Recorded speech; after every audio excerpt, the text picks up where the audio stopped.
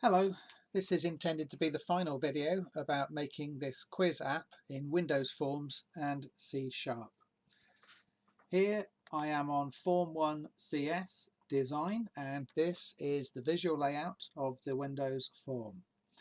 As explained in previous videos, I have created a tab control here, which means that I can have all the elements of the test on a single Windows form, which is my preference for simplicity in this unit. I have a welcome tab here, and on that button there, take quiz. When that button is double clicked, the click event begins this one-off event here, which I've labeled in the comments, which shows tab page 2. So tab page 2 is part of this tab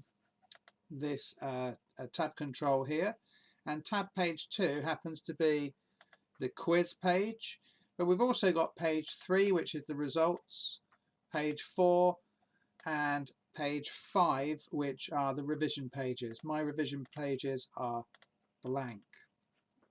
So yes, when somebody double clicks on take quiz, I say show tab page 2 because it has previously been made invisible. Now, a crucial variable for this video is the score and showing the final score. You should remember that we decided to keep all of the variables involved in this quiz in a publicly accessible class data structure here, which is called quiz variables.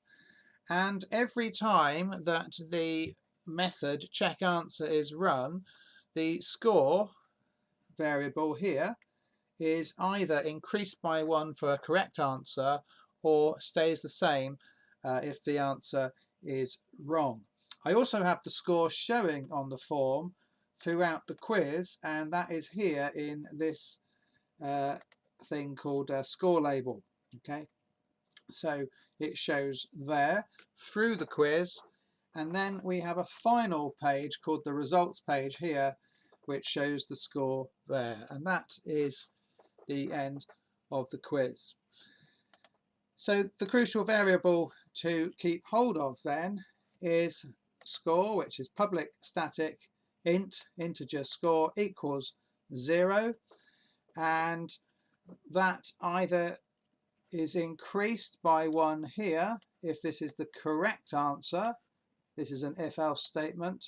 Else the score is the score plus 0. That's how I've chosen to represent the score not changing.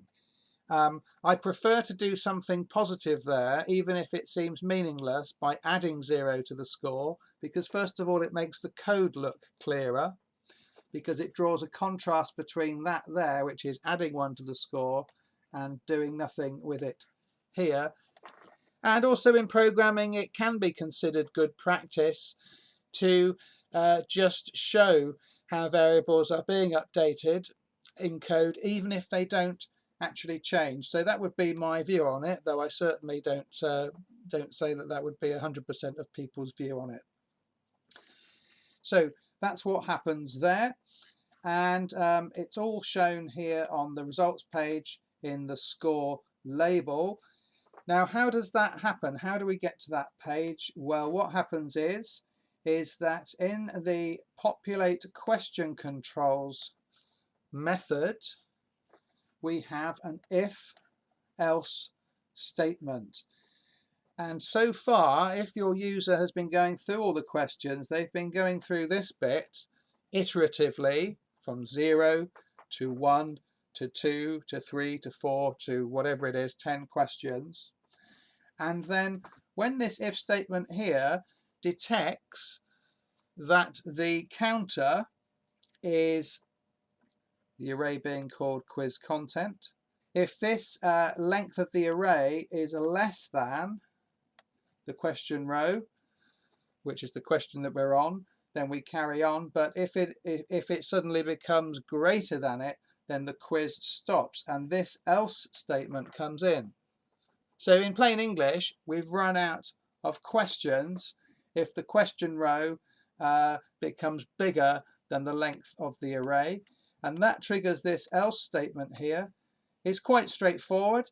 It says tab page 3, which happens to be my results page, show, and then to update the score label, you update the score label text, which is that, with the latest score from the quiz variables class and turning it to a string there to ensure that it does display clearly on the form. And that is basically it. Something that you might want to check is the structure of the form and this this whole object here. This whole object for me is called, hold on, I'll find it. That's the name of it, tab control. And it has different pages within it. We find those pages here on tab pages collection, and there was 0, so 0, 1 to 4, it's called page 1 to 5.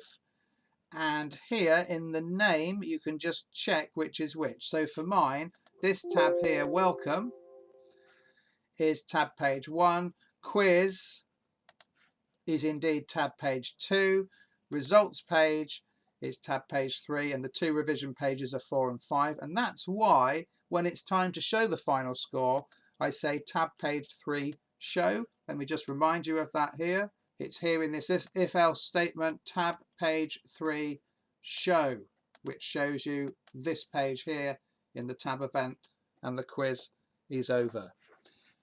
Thank you for watching, and good luck with building your quiz app.